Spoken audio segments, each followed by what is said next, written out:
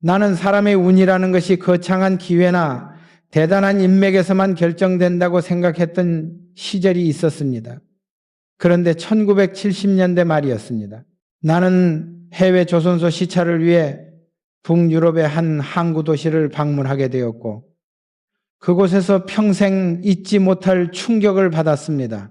항구의 공기는 항상 차갑고 쇠 냄새가 섞여 있었고 크레인이 움직일 때마다 철판이 부딪히는 소리가 묵직하게 울렸습니다. 나는 그 소리들을 들으며 이 나라의 배는 왜 이렇게 품질이 좋을까라는 생각을 하고 있었는데 조선소 책임자인 한 중년의 현장 관리자가 나에게 다가와 말했습니다. 정 회장님, 좋은 배를 만들려면 배 자체보다 먼저 정리된 공장이 필요합니다. 그 말을 듣는 순간 나는 조금 의아했습니다. 그래서 나는 물었습니다. 정리가 배 품질과 무슨 상관이 있습니까? 그는 웃지도 않고 조용히 말했습니다. 공장에 물건이 쌓이면 작업자의 판단도 같이 흐릅니다. 공간이 혼란하면 사람도 혼란해지고 실수가 생기고 결국 배가 삐뚤어지기 시작합니다. 나는 그 말을 듣고 잠시 멈칫했습니다. 왜냐하면 그는 너무 단호했고 너무 확신에 차 있었기 때문입니다. 그리고 그는 나를 작은 부품 창고로 데려갔습니다. 그 창고는 기계 부품 수백 개가 칸마다 정확한 위치에 꽂혀 있었고 바닥에는 기름 한 방울조차 보이지 않았습니다. 우리는 하루라도 정리를 안 하면 다음날 사고가 납니다. 작은 부품 하나가 제자리를 벗어나면 작업자가 그것을 찾다가 리듬이 깨지고 리듬이 깨지면 실수가 나고 실수가 나면 제품이 흔들립니다. 결국 회사가 흔들리죠. 그 말이 내 가슴을 때렸습니다. 왜냐하면 나는 한국에서 수많은 사업장을 돌아다니면서도 이런 질서의 힘을 깊게 생각해보지 않았기 때문입니다. 나는 그날 조선소 구석구석을 보며 묘한 결론을 얻었습니다. 공간의 흐름은 곧 사람의 흐름이다. 이 한 문장이 머릿속에서 떠나지 않았습니다. 정리가 된 공간에서는 작업자들이 묘하게 흐트러짐 없이 움직였고 그들의 손동작은 일정했고 판단은 신속했습니다. 그런데 혼란스러운 공장에서는 늘 사고가 잦았습니다. 공간이 사람의 리듬을 만든다는 사실을 나는 그날 비로소 눈으로 확인했습니다. 그리고 그때 한 가지 생각이 더 떠올랐습니다. 그렇다면 사람의 집은 어떨까? 우리는 공장이나 사무실의 정리에는 민감하면서도 정작 집안은 방치합니다. 서류가 쌓여 있고 고장난 물건을 그냥 두고 쓰지 않는 물건이 구석구석을 차지합니다. 나는 그 북유럽의 조선소에서 집을 떠올렸고 도무지 떨칠 수 없는 불안이 마음속에서 올라왔습니다. 혹시 집안이 흔들리면 인생도 흔들리는 것은 아닐까? 혹시 집안의 혼란이 사람의 판단력과 운의 흐름까지 막는 것은 아닐까? 그날 현장 관리자의 말을 다시 떠올리며 나는 스스로에게 물었습니다. 공장은 흐트러지면 배가 불안해지고 집은 흐트러지면 인생이 불안해지는 것 아닌가? 나는 답을 알고 있었습니다. 이미 수십 년 동안 수많은 사람들을 보며 알게 된 진실이었습니다. 정리가 되지 않은 사람은 늘 중요한 순간에 흔들리고 준비되지 않은 사람은 늘 작은 틈에서 흔들립니다. 나는 그날 저녁 숙소로 돌아가는 길에 또 하나의 장면을 떠올렸습니다. 내가 젊었을 때 사무실 책상 위가 늘 뒤죽박죽이던 어느 책임자의 이야기였습니다. 그는 뛰어난 머리를 가지고 있었지만은 늘 정리가 안 되어 있었습니다. 책상에 서류가 쌓이고 일정표는 흐트러졌고 도구들은 제멋대로였습니다. 결국 그는 작은 착오가 이어지며 큰 계약을 놓쳤습니다. 그때 나는 운이 없는 게 아니라 준비가 흐트러졌다는 사실을 알았습니다. 운은 하늘에서 떨어지는 것이 아니라 내가 정리한 만큼 흘러들어온다. 그날 조선소는 이 진실을 다시 한번 확인시켜 준 것입니다. 여러분, 나는 단언합니다. 집안의 흐트러짐은 단순한 생활 습관의 문제가 아닙니다. 그것은 사람의 마음을 흐리고 판단을 흔들고 집중력을 약하게 만들며 결국 작은 기회를 놓치게 만드는 운의 독입니다. 공장이 흐트러지면 배가 기울듯이 집이 흐트러지면 인생이 기울기 시작합니다. 그러나 여러분, 이것은 집안에 숨어있는 독의 시작일 뿐이었습니다. 나는 버리지 못하는 사람들이 왜 계속 같은 자리에 머무르는지 오랫동안 관찰해 왔습니다. 그리고 그들의 공통점을 찾아낸 순간이 있었습니다. 바로 1980년대 초였고 나는 한 시중은행 지점장을 만났습니다. 그는 숫자에 강했고 서류 처리도 정확했으며 외부에서 보기에는 모든 일이 완벽해 보이는 사람이었습니다. 그러나 어느 날 대출 심사와 관련된 중요한 만남을 위해 그의 집을 방문하게 되었고 거기서 나는 충격을 받았습니다. 집안은 서류 더미, 고장난 전화기, 오래된 잡지, 필요 없는 영수증들이 산처럼 쌓여 있었고 발을 디딜 공간조차 부족했습니다. 나는 순간적으로 이 사람의 머릿속도 이렇게 복잡하지 않을까라는 생각이 들었습니다. 그리고 나중에 알게 된 사실이지만 그는 결국 대출 심사에서 치명적인 오류를 범했습니다. 완벽하다는 사람이 단순 실수로 인해 은행 전체에 손실을 준 것입니다. 나는 그를 따로 불러 조용히 물었습니다. 지점장님, 어떻게 이런 단순 실수를 하셨습니까? 그는 고개를 숙이며 말했습니다. 회장님, 머리가 복잡했습니다. 정리가 안 된 집에 들어가면 하루가 끝난 것이 아니라 다시 시작되는 느낌이었습니다. 쌓여 있는 것들과 싸우다 보니 집중이 흐려졌습니다. 나는 다시 물었습니다. 그렇다면 왜 버리지 않았습니까?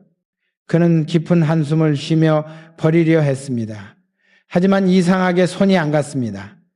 하나를 치우려 하면 그 옆에 또 하나가 있고 그걸 또 치우려 하면 기억이 떠오르고 결국 미루게 되고 시간이 지나면 다시 쌓이고 그러다 보니 어느새 집이 아니라 짐의 창고가 되어버렸습니다. 아내그리 및 가만절어버렸마는 나는 그 말을 들으며 확신했습니다. 물건을 버리지 못하는 사람은 결국 기회도 버리지 못한다. 왜냐하면 버린다는 행위는 선택한다는 것이기 때문입니다. 잡동사니를 그대로 둔다는 것은 선택을 포기한 것이고 선택을 포기한 사람은 중요한 순간에도 결정을 못 내립니다. 은행 업무는 숫자의 정확성도 중요하지만 무엇보다 판단의 속도가 중요합니다. 그러나 그의 집은 판단력을 갉아먹는 조용한 독이었습니다. 그 지점장은 늘 말했습니다. 회장님, 저도 알고 있습니다. 버려야 합니다. 정리해야 합니다. 근데 마음이 허전할까봐 뭔가 없어질까봐 나는 그 순간 이 문제가 단순한 정리 문제가 아니라 사람의 심리 문제라는 사실을 깨달았습니다. 버리지 못하는 사람은 잃을까봐 두려워합니다. 그런데 그 두려움 때문에 결국 더 많은 것을 잃습니다. 젊을 때는 이것이 단순한 생활 태도라고 생각할 수 있지만 50대 이후에는 이것이 인생 전체를 흔듭니다. 체력은 예전 같지 않고 집중력은 떨어지며 판단력은 작은 요인에도 흔들립니다. 이런 때 집이 어지러워지면 그 혼란이 마음 깊숙이 파고들어 일상 곳곳에서 영향을 미칩니다. 나는 지점장에게 마지막으로 말했습니다. 정리는 집안을 가볍게 만드는 것이 아니라 인생의 짐을 줄이는 것입니다. 버리지 못하는 순간부터 사람의 발걸음은 무거워지고 우는 더디게 흐릅니다. 그는 고개를 끄덕이며 말했습니다. 회장님, 알겠습니다. 그런데 쉽지 않습니다. 나는 그 말이 오래도록 마음에 남았습니다. 그리고 나는 수많은 사람들에게 보았습니다. 버리지 못하는 사람은 늘 비슷한 말을 합니다. 알지만 못한다. 해야 하지만 미룬다. 손은 가지 않지만 마음은 불안하다. 그러다 결국 판단력이 흐려지고 중요한 순간에 기회를 놓칩니다. 시간이 흐른 뒤 그 지점장은 결국 자리에서 물러났습니다. 실수는 한 번이었지만 그 배경에는 수년간 쌓여온 혼란이 있었습니다. 그가 무너진 이유는 부족함이 아니라 과잉이었습니다. 버리지 못한 것들이 그의 집중력을 갉아먹고 그의 운을 잠식했습니다. 사람들이 흔히 오해합니다. 갖고 있는 게 많으면 든든하다고. 그러나 나는 단언합니다. 쌓인 만큼 무너지는 것이 인생이고 버린 만큼 들어오는 것이 운입니다. 나는 그 사건 이후 버림이라는 것이 얼마나 중요한지 더 깊이 깨달았습니다. 버림은 손해가 아니라 선택이고 선택은 삶의 방향을 결정합니다. 집안이 가벼우면 사람의 발걸음도 가벼워지고 판단도 빨라지고 운의 흐름도 맑아집니다. 반대로 집안이 무거우면 마음이 눌리고 판단이 흐려지고 기회는 현관 앞에서도 지나갑니다. 여러분, 버리지 못하면 결국 인생은 무겁습니다. 집안의 혼란은 사람의 다음 발걸음을 붙잡는 족쇄와도 같습니다.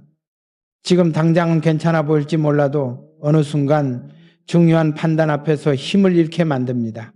그리고 나는 여러분께 말하고 싶습니다. 지금까지 이야기한 것은 두 번째 독일 뿐입니다. 두 번째 독은 치명적이었지만 그 다음 독은 더 무서웠습니다. 나는 수십 년 동안 현장을 누비면서 한 가지 사실을 아주 뼛속 깊이 깨달았습니다. 집안에는 눈에 보이는 물건만 있는 것이 아니라 눈에 보이지 않는 감정도 함께 쌓인다는 것입니다. 그리고 그 감정이 쌓이기 시작하면 그것이야말로 가장 위험한 독이 됩니다. 사람들이 실패하고 흔들리고 무너지는 순간을 자세히 들여다보면 그 배경에는 언제나 갈등이 있었습니다. 싸움이 잦은 집, 말이 거친 집, 소리가 큰 집은 결국 운도 낮아졌습니다. 나는 이것을 단순한 감정 문제가 아니라 환경적 돕기라고 생각했습니다. 특히 1980년대 초 대규모 공장 증설을 추진하던 시절에 나는 이 진실을 아주 생생하게 경험했습니다. 그때 나는 한 중간 관리자를 눈여겨보고 있었습니다.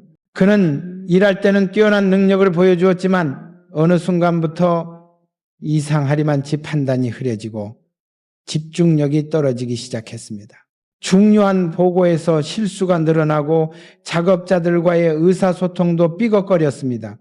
그래서 나는 그를 조용히 불러 물었습니다. 요즘 무슨 일 있나? 당신답지 않은 실수가 많아졌어. 그러자 그는 주저하다가 털어놓았습니다. 회장님, 집이 요즘 너무 시끄럽습니다. 아내와 말다툼이 계속되고 아이들도 예민해지고 퇴근해서 집에 들어가면 쉬는 느낌이 아니라 전쟁터에 들어가는 기분입니다. 때는 미준, 나는 그의 말을 듣는 순간 깨달았습니다. 집안의 갈등은 사람의 운을 막고 사람의 운이 막히면 일의 흐름도 막힌다. 사람이 하루 중 가장 많은 시간을 보내는 장소가 집입니다. 그런데 그 집이 편안하지 않고 전쟁터 같다면 그 사람의 마음은 이미 기진맥진해진 상태로 하루를 시작하는 것입니다. 아무리 능력이 있어도 마음이 무거우면 추진력이 떨어지고 판단이 흔들리고 실수가 생깁니다. 나는 그 중간 관리자의 모습을 보며 단번에 알았습니다. 그는 일을 못하는 것이 아니라 집 안의 감정독에 잠식당하고 있다는 것을. 며칠 뒤 그 관리자는 중요한 공정에서 또다시 큰 오류를 범했습니다. 그 오류는 막대한 비용 손실로 이어졌고 회사 전체가 흔들릴 뻔했습니다. 나는 그에게 다시 한번 말했습니다. 당신이 지금 싸우는 상대는 아내가 아니네. 당신 자신이야. 갈등을 해결해야 일이 보이고 집이 편해야 앞이 보이네. 그는 말했습니다. 회장님, 해결하려고 해도 잘 안 됩니다. 서로 말이 쌓여 있고 감정도 쌓여 있어서 조금만 건드려도 터집니다. 그 말을 듣는 순간 나는 깨달았습니다. 감정도 물건처럼 쌓입니다. 버리지 않으면 벗습니다. 누시면 터집니다. 터지면 삶 전체를 덮어버립니다. 나는 그에게 조언했습니다. 집안에서 소리가 높아지면 운은 낮아진다. 마음의 독은 사람이 가장 방심하고 가장 약해질 때 들어오는 법이다. 말싸움은 하루로 끝나지만 그 여파는 몇 달, 몇 년을 따라 붙는다. 그러니 정리해야 할 것은 물건이 아니라 감정일 수도 있다네. 이후 나는 수많은 사람들에게서 비슷한 패턴을 보았습니다. 부부싸움이 잦아지면 반드시 일이 흔들렸고 가족 간의 감정이 꼬이면 그 사람의 판단력도 흐려졌습니다. 어떤 사람은 능력이 부족해서 실패하는 것이 아니라 감정이 흐트러져 실패했습니다. 집안의 공기가 탁하면 마음의 공기도 탁해지고 마음의 공기가 탁해지면 운도 흐려집니다. 나는 그 중간 관리자의 집을 직접 찾아가 본 적도 있습니다. 분위기는 무겁고 대화는 날카롭고 작은 말에도 서로의 표정이 굳어졌습니다. 그때 나는 깨달았습니다. 운이라는 것은 집안의 에너지에 따라 움직입니다. 웃음이 있는 집에는 기회가 들어오고 말다툼이 잦은 집에는 문제가 들어옵니다. 조용하고 단단한 집에는 안정이 들어오고 갈등이 많은 집에는 불운이 들어옵니다. 여러분, 내가 살아오며 본 가장 무서운 독은 바로 이 감정독이었습니다. 눈에 보이지 않기 때문에 더 위험하고 쌓이는 줄 모르기 때문에 더 치명적입니다. 사람들은 물건이 쌓이는 것은 알아차리지만 감정이 쌓이는 것은 모릅니다. 그러나 감정이 쌓인 집은 결국 사람을 무너뜨립니다. 삶의 균형을 흐트러뜨리고 운의 흐름을 막아버립니다. 나는 여러분에게 단언하고 싶습니다. 집안이 조용해야 인생이 흔들리지 않습니다. 마음이 편해야 일이 보이고 감정이 정리돼야 기회가 들어옵니다. 아무리 바쁘고 아무리 힘들어도 집 안의 갈등은 반드시 정리해야 합니다. 그것이야말로 운을 지키는 가장 첫 번째 방패입니다. 그러나 여러분, 눈에 보이는 갈등보다 더 깊은 곳에서 사람을 무너뜨리는 독이 있었습니다. 눈에 보이지 않는 독이 집안 깊숙이 파고들어 있었던 것입니다. 나는 살아오면서 한 가지 사실을 점점 더 분명하게 깨달았습니다. 사람들은 집안에 있는 고장난 물건이나 방치된 공간을 대수롭지 않게 넘기지만 그 사소한 방치가 어느 순간 인생의 흐름을 무너뜨립니다. 고장난 시계 하나, 불 꺼진 전등 하나, 쓰지 않는 방 하나, 이런 것들이 왜 문제인지 이해하지 못하는 사람들이 많습니다. 그러나 나는 수십 년 동안 현장을 뛰며 보아왔습니다. 작은 고장은 결코 작지 않다는 것을, 방치된 곳은 결국 사람의 마음까지 방치하게 만든다는 것을, 1980년대 중반 일본 오사카 출장에서 나는 이를 다시 한번 분명히 보았습니다. 당시 우리는 일본의 한 대형 공장과 엔지니어링 기술 협업을 논의하고 있었고 그 공장의 수석 엔지니어가 나를 생산 라인으로 안내했습니다. 처음엔 모든 것이 완벽해 보였습니다. 기계는 일정한 속도로 움직였고 작업자들은 정확한 동작으로 각자의 일을 수행하고 있었으며 소음 또한 통제된 범위 안에서 질서 있게 퍼져나가고 있었습니다. 그런데 나는 눈에 띄는 한 장면을 보았습니다. 생산 라인 한쪽에 작은 센서가 깜빡이며 오류 신호를 내고 있었는데 작업자들이 그 문제를 무시한 채 그냥 지나치고 있었습니다. 나는 엔지니어에게 물었습니다. 저 센서는 고장난 것인가? 그는 담담하게 대답했습니다. 예, 지금은 큰 문제는 아닙니다.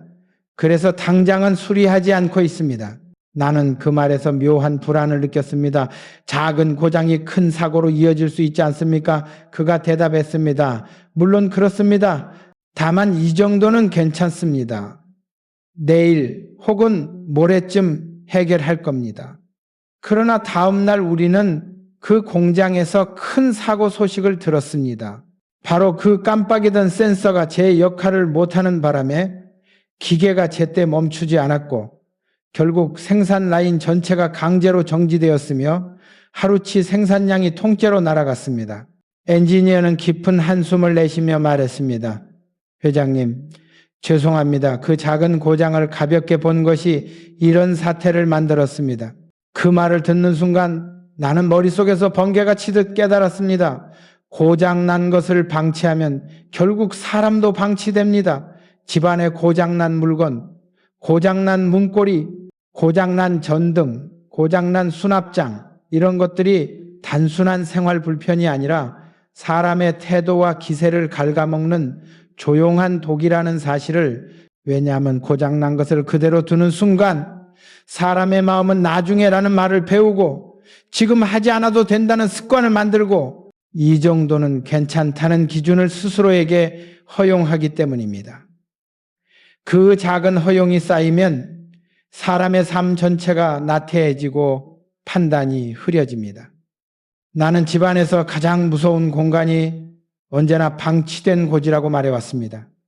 쓰지 않는 방, 몇 달째 열어보지 않은 서랍, 들어가기 싫어 피해 다니는 창고, 이런 공간들은 단순한 공간이 아니라 사람의 마음속에 있는 미루기와 외면하기의 그림자를 그대로 닮아 있습니다.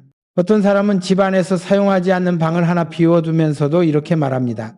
언젠가 쓸지도 모르니까 그대로 두자. 그러나 나는 단언합니다. 언젠가 쓸지도 모르는 물건을 쌓아두는 순간 지금 필요한 기회는 집 안으로 들어오지 못합니다.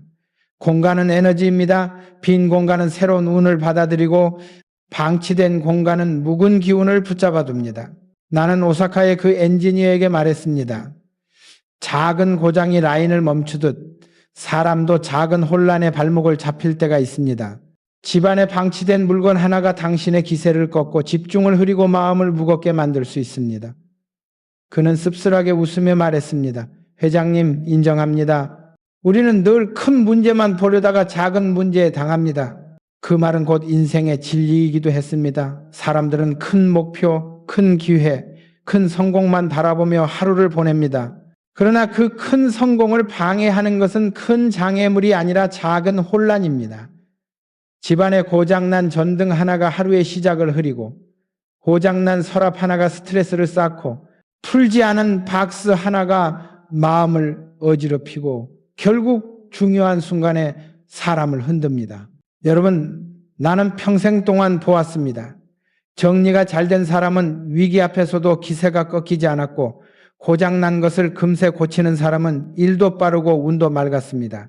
반대로 방치하는 사람은 결국 삶이 방치되었습니다. 작은 것을 미루는 사람은 큰 일에서도 미루게 되고 작은 고장을 무시하는 사람은 큰 실패에도 둔감해집니다. 집안에 고장난 물건과 방치된 공간은 단순한 생활 문제가 아니라 태도의 문제이고 그 태도는 결국 운의 흐름을 결정합니다. 물건 하나 고쳐두는 것이 삶의 질서를 세우고 작은 공간을 정리하는 것이 인생의 방향을 바로잡습니다. 방치는 독입니다. 미루기는 독입니다. 무시는 독입니다. 그리고 여러분, 나는 이 네 번째 독을 말하며 느꼈습니다. 이제 오는 독은 그보다 더 깊고 더 무서웠습니다. 네 번째 독이 모습을 드러냈다면 다섯 번째 독은 이미 여러분의 마음속에 자리를 잡고 있었던 것입니다. 나는 나이가 들수록 집안에 쌓여있는 물건보다 더 무서운 것이 있다는 사실을 깨달았습니다. 그것은 바로 과거입니다. 버려지지 않은 과거, 정리되지 않은 실패, 잊지 못한 순간들, 이것들이 집안 어딘가에 남아 사람의 마음을 붙잡고 운의 흐름을 가로막습니다. 사람들은 오래된 서류와 낡은 물건들을 추억이라고 부르며 그대로 두지만 사실 그중 상당수는 추억이 아니라 미련입니다. 그리고 미련은 독입니다. 나는 이 독이 어떻게 사람을 무너뜨리는지 직접 경험한 적이 있습니다. 젊었을 때였습니다. 나는 누구보다 열정이 넘쳤고 무엇이든 할 수 있다는 자신감으로 가득 차 있었습니다. 그러나 단 한 번의 큰 실패가 나를 완전히 뒤흔들었습니다. 1960년대 초 어느 공사 프로젝트에서 나는 중대한 판단 실수를 했고 그 실패는 회사에 큰 손실을 주었습니다. 나는 그 프로젝트 관련 서류들을 모두 집으로 가져와 책상 서랍 깊숙이 넣어두었습니다. 언제든 다시 꺼내보며 분석하겠다는 명목이었지만 사실은 마음 한쪽에 남은 상처였습니다. 그 서류는 그저 종이일 뿐이었지만 그것은 내 마음을 매일 끌어당겼고 내 발걸음을 무겁게 만들었습니다. 어느 날 나는 사무실에서 중요한 결정을 내려야 했는데 이상하게도 자신감이 생기지 않았습니다. 머릿속엔 계속 그 실패의 장면과 서랍 속 서류 묶음이 떠올랐고 이번에도 틀리면 어떡하나, 다시 실패하면 어떡하나 라는 두려움이 정신을 짓눌렀습니다. 그날 나는 결정을 내리지 못했고 그 지연으로 인해 또 다른 기회를 놓쳤습니다. 그 순간 나는 깨달았습니다. 버리지 않은 과거가 지금의 나를 잡아먹고 있었다는 것을. 서랍 속 종이가 문제가 아니라 그 종이가 상징하는 미정리된 내 마음이 문제였습니다. 그날 밤 나는 집으로 돌아가 서랍을 열었고 그 서류들을 하나씩 꺼냈습니다. 손은 떨렸고 마음은 복잡했습니다. 그러나 나는 결심했습니다. 이 서류는 나를 위한 기록이 아니라 나를 붙잡는 족쇄다. 나는 그 종이들을 전부 태웠습니다. 종이가 타오르는 냄새를 맡으며 나는 느꼈습니다. 과거를 정리한다는 것은 기억을 지우는 것이 아니라 마음을 비우는 일이라는 것을. 그날 이후 나는 다시 비로소 선택과 판단의 속도를 되찾았습니다.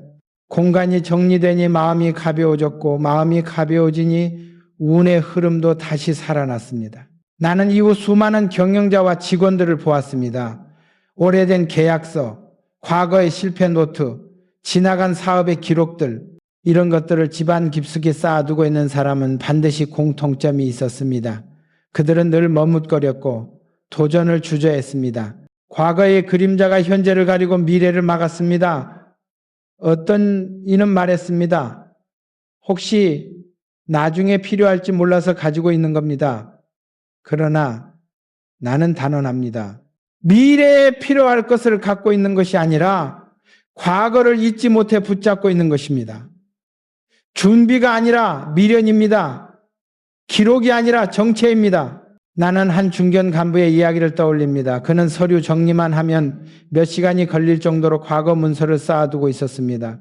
그는 말했습니다. 회장님, 실패 기록을 버리면 제가 그 실패에서 배운 것까지 없어질까 봐 두렵습니다.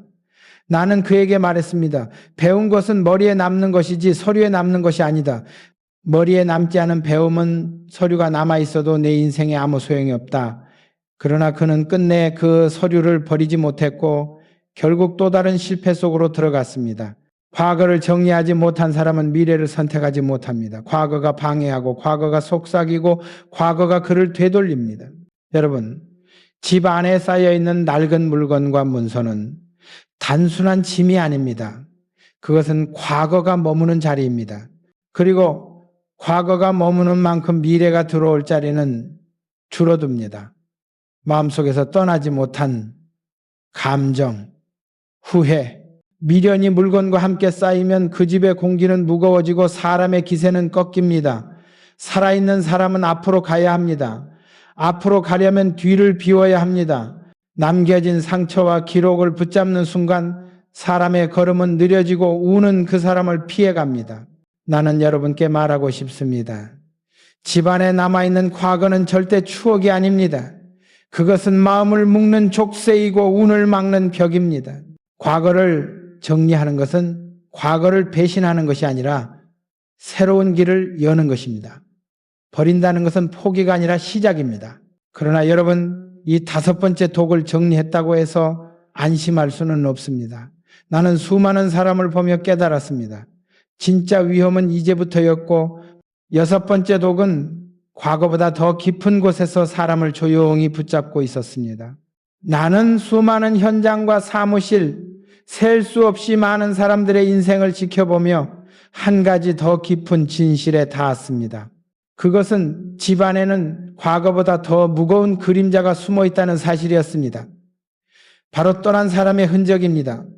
이미 관계가 끝났음에도 버리지 못한 물건, 떠나간 이의 흔적, 더 이상 돌아오지 않을 사람이 남겨놓고 간 그림자들. 이것들은 단순한 기억이 아니라 마음을 붙잡는 사슬입니다. 사람들은 이것을 추억이라고 말하지만 나는 그것이 종종 독이 된다는 것을 보아왔습니다. 특히 1990년대 중동 협상 현장에서 만난 한 통역관의 이야기는 아직도 생생하게 기억납니다. 당시 우리는 중동의 한 정부 관계자와 대규모 플랜트 협상에 들어가 있었고 고온의 모래바람이 얼굴을 때리는 사막 도시에서 하루 종일 긴장된 일정이 이어지고 있었습니다. 그런 상황에서 통역관의 집중력은 누구보다 중요했습니다. 그러나 그는 회의가 깊어질수록 점점 흔들렸고 번역의 정확성도 떨어졌습니다. 나는 그가 평소와 다른 모습을 보이자 회의 후 조용히 물었습니다. 오늘 무슨 일 있습니까? 평소 같지 않소? 그는 한참을 망설이다가 말했습니다. 회장님, 사실 얼마 전에 연인이 세상을 떠났습니다. 그 사람의 물건이 아직 집에 남아 있습니다. 버리지 못하고 있습니다. 집에 들어가면 마음이 가라앉고 방문을 열면 그 사람이 있는 것 같은 기분이 듭니다. 그 방을 정리하지 못해서 마음이 붙잡혀 있습니다. 못 쏘되 나는 그의 눈빛에서 깊은 상처를 보았습니다. 사람의 마음은 이별을 견딜 수 있습니다. 그러나 마음이 버리지 못한 흔적은 때때로 사람의 발걸음을 계속 뒤로 당깁니다. 그 통역관은 누구보다 유능했고 강단이 있었지만 집안에 남아있는 흔적이 그의 기운을 갉아먹고 있었습니다. 나는 그에게 말했습니다. 그 사람은 이미 다른 길로 가버렸네. 남아있는 건 그대의 마음뿐이네. 정리는 이별이 아니라 재출발일세. 그는 고개를 떨구며 말했습니다. 그런데 막상 버리려 하면은 손이 떨립니다. 버리면은 모든 것이 끝나는 것 같아서, 그 사람이 정말 사라질 것 같아서 나는 그의 말을 들으며 깨달았습니다. 정리하지 못하는 것은 추억 때문이 아니라 두려움 때문이라는 것을, 떠난 사람의 흔적을 남겨두는 것은 그 사람을 기억하기 위해서가 아니라 내가 앞으로 나아갈 용기가 부족하기 때문이라는 것을. 며칠 뒤 중요한 협상 자리에서 그는 또다시 흔들렸습니다. 단어 하나를 잘못 번역해 회의 흐름이 어긋났고 그 실수는 큰 오해를 불러일으켰습니다. 나는 회의가 끝난 뒤 그에게 말했습니다. 그대는 능력이 부족한 게 아니네. 마음이 아직 과거에 붙잡혀 있어서 현재를 바라보지 못하는 게 문제일세. 그는 말했습니다. 회장님, 정리를 해야 하는 건 알지만 그 방문을 열면 심장이 조입니다. 도저히 손이 가지 않습니다. 나는 그에게 조용히 말했습니다. 사람은 손으로 정리를 하는 게 아니네. 마음으로 하는 걸세. 손은 마음이 준비됐을 때 움직이는 거야. 그러니 먼저 마음을 정리하게, 떠난 사람의 자리를 집안에 남기지 말게, 추억은 가슴에 두고 물건은 이제 놓아주게. 그는 울듯한 표정으로 고개를 끄덕였습니다. 그 일이 있은 뒤 나는 더 많은 사람들의 집안을 살펴보게 됐습니다. 이혼 후에도 상대의 옷을 버리지 못하고 남겨두는 사람, 이미 떠나간 가족의 물건을 수년째 그대로 두고 방을 닫아놓기만 하는 사람, 떠난 연인의 사진과 편지를 서랍 깊숙이 넣어두면서도 버리지 못하는 사람, 공통점은 단 하나였습니다. 그들의 삶은 앞으로 나아가지 못했습니다. 결정할 때 망설였고, 기회 앞에서 멈췄고, 새로운 관계를 두려워했고, 새로운 길로 나아가는 발걸음이 느렸습니다. 왜냐하면 집 어딘가에 과거의 그림자가 남아 있었기 때문입니다. 여러분, 나는 단호하게 말할 수 있습니다. 떠난 사람의 흔적을 정리하지 못하면 새로운 운은 절대 들어오지 않습니다. 삶은 빈자리를 만들어야 새로운 것이 채워집니다. 마음도 그렇고 집도 그렇습니다. 떠난 사람의 흔적은 사랑의 증거가 아니라 미련의 증거입니다. 그 미련은 사람의 마음을 낮추고 기세를 꺾고 운의 흐름을 가둬버립니다. 나는 통역관에게 마지막으로 말했습니다. 정리는 이별이 아니라 시작일세. 남아있는 흔적을 치운다고 해서 그 사람이 사라지는 것이 아니네. 진짜 추억은 가슴에 남는 것이지 물건에 남는 것이 아닐세. 그는 결국 그 방을 정리했습니다. 그리고 몇 달 뒤 그는 다시 집중력을 되찾았고 협상에서도 뛰어난 역량을 보여주었습니다. 과거의 그림자가 치워지자 그의 기운이 다시 살아난 것입니다. 여러분, 집안에 남아있는 흔적은 사람이 떠난 뒤에도 여러분을 붙잡습니다. 마음을 무겁게 하고 발걸음을 느리게 만들고 판단을 흐리게 만듭니다. 떠난 사람을 향한 예의는 물건을 쌓아두는 것이 아니라 그 사람 없이도 앞으로 나아가는 여러분의 삶입니다. 그러나 여러분, 이 6번째 독을 정리해냈다고 해서 끝나는 것이 아닙니다. 나는 오랜 세월 동안 깨달았습니다. 6번째 독을 이겨낸 사람만이 마지막 독의 정체를 마주할 수 있었고 그 마지막 독은 지금까지의 어떤 독보다도 깊고 무서웠습니다. 나는 평생을 사업 현장에서 뛰며 수많은 성공과 실패를 지켜보았습니다. 그리고 결국 한 가지 결론에 도달했습니다. 집안의 가장 무서운 독은 물건도 아니고 갈등도 아니고 과거도 아니었습니다. 가장 무서운 독은 바로 미루기였습니다. 정리하지 않는 습관, 내일로 미루는 태도, 지금 하지 않아도 된다는 마음, 이것이 사람의 인생을 가장 깊숙이 갉아먹습니다. 사람들은 미루기를 사소한 습관이라고 생각하지만 나는 단언합니다. 미루기는 인생을 쓰러뜨리는 첫 번째 균열입니다. 이 균열이 생기면은 사람의 판단, 기세, 집중력, 기회, 모든 것이 순식간에 무너집니다. 나는 이를 누구보다 절실하게 느낀 순간이 있습니다. 1980년대 중반 대규모 설비 확장 공사를 진행하던 때였습니다. 현장의 한 시공 책임자는 무엇이든 빠르고 정확하게 처리하는 사람으로 유명했습니다. 그러나 이상하게도 그 현장에서는 작은 문제들이 반복적으로 발생했습니다.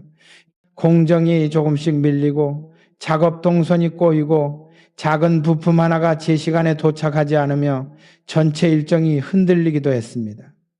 나는 그 책임자에게 물었습니다. 왜 이런 일이 반복되는가? 그는 난처한 표정으로 말했습니다.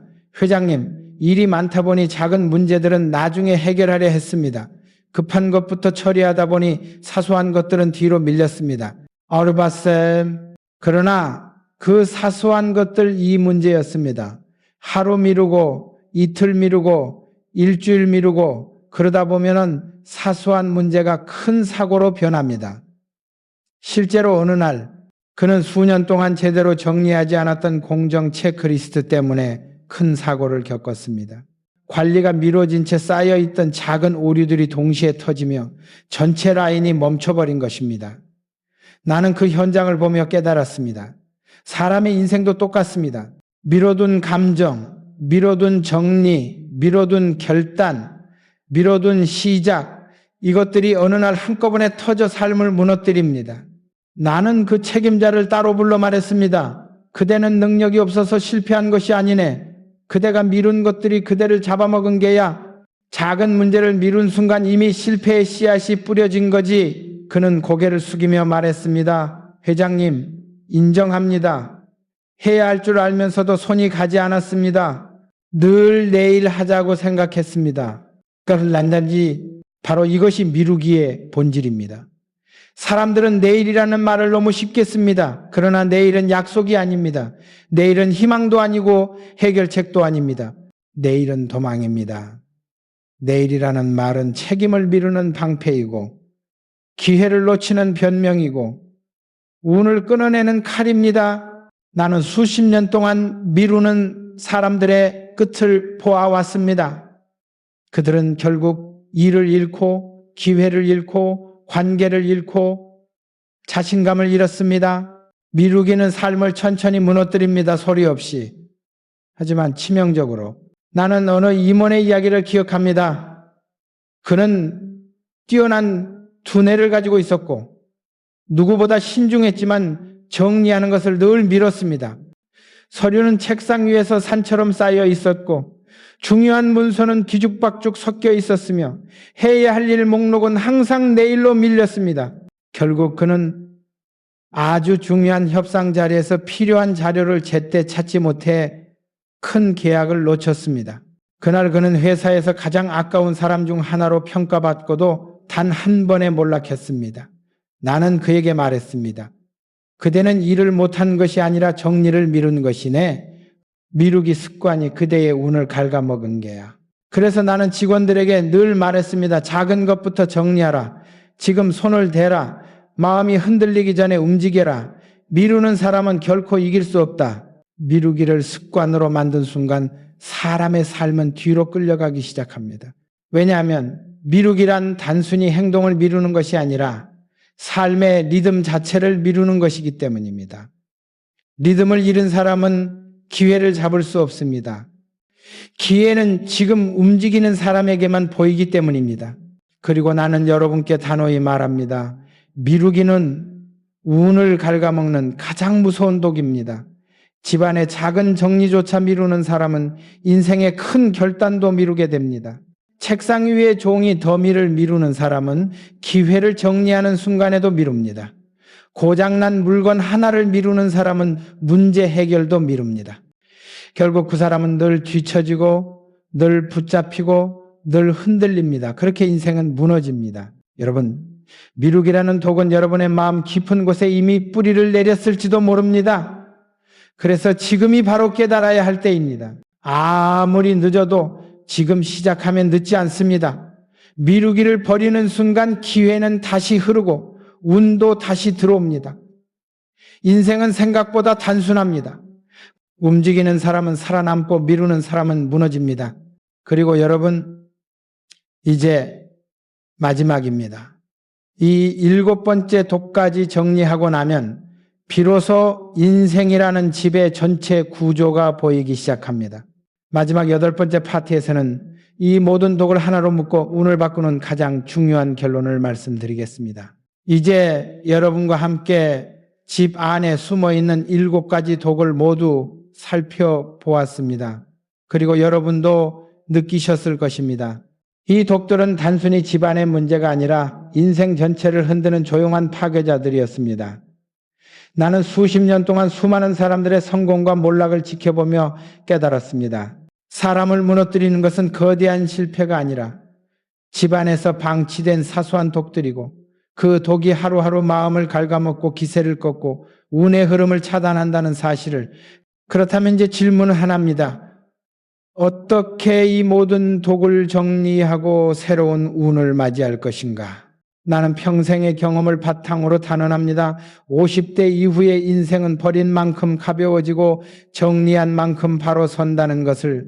집안을 정리한다는 것은 단순히 공간을 청소하는 것이 아니라 삶의 질서를 회복하는 것입니다. 나는 여러분에게 7가지 독을 다시 한번 명확하게 정리해 드리고 싶습니다. 첫째, 집안에 쌓인 물건. 이것은 사람의 판단력과 에너지를 흐려놓는 첫 번째 독이었습니다. 둘째, 버리지 못하는 습관. 이것은 선택을 포기하게 하고 기회를 잡지 못하게 만드는 독이었습니다. 셋째, 집안의 갈등과 감정 찌꺼기. 이것은 에너지의 흐름을 막고 인생의 리듬을 앗아가는 독이었습니다. 넷째, 고장난 물건과 방치된 공간. 이것은 미루기를 부르고 삶 전체의 태도를 흐트러뜨리는 독이었습니다. 다섯째, 정리되지 않은 과거와 미련. 이것은 현재의 발걸음을 붙잡고 미래의 문을 막는 독이었습니다. 여섯째, 떠난 사람의 흔적. 이것은 마음을 뒤로 끌어당기고 새로운 시작을 가로막는 독이었습니다. 일곱째, 미루기. 이것은 모든 독의 뿌리이자 가장 무서운 독으로 기회를 죽이고 운을 썩게 만드는 치명적 독이었습니다. 여러분, 나는 이 7가지 독을 정리하는 것이 단순한 생활 개선이 아니라 삶의 재건축이라고 말씀드리고 싶습니다.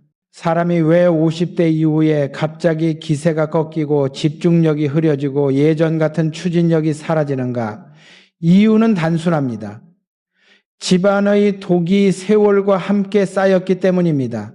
젊을 때는 몸이 버티고 정신이 버텼기에 독이 있어도 티가 나지 않지만 50대 이후에는 작은 혼란도 크게 다가오고 작은 찌꺼기도 마음을 무겁게 만들며 작은 고장도 일상을 흔듭니다. 그래서 이 시기에는 버리는 것, 비우는 것, 정리하는 것이 무엇보다 중요합니다. 나는 수많은 현장에서 보았습니다. 삶을 잘 정리한 사람은 위기 앞에서도 흔들리지 않았고 집안을 가볍게 만든 사람은 일도 가볍게 풀렸습니다. 반대로 집안을 방치한 사람들은 늘 삶도 방치했고 결국 기회가 와도 잡지 못했습니다. 사람의 인생은 절대 우연으로 흘러가지 않습니다.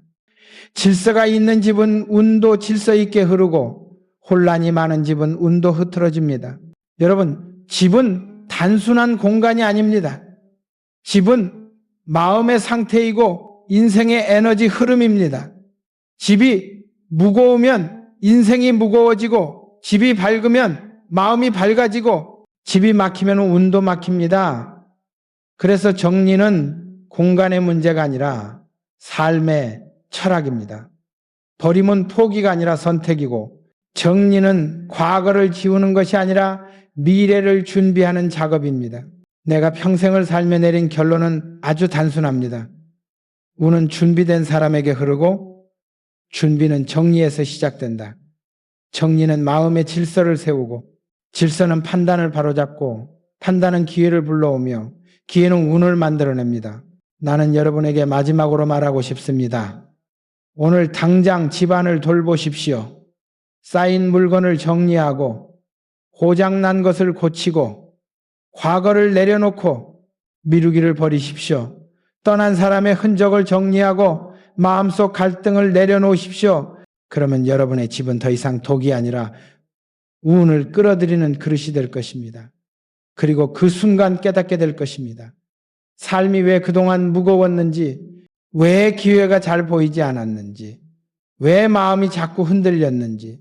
여러분, 인생은 생각보다 간단합니다.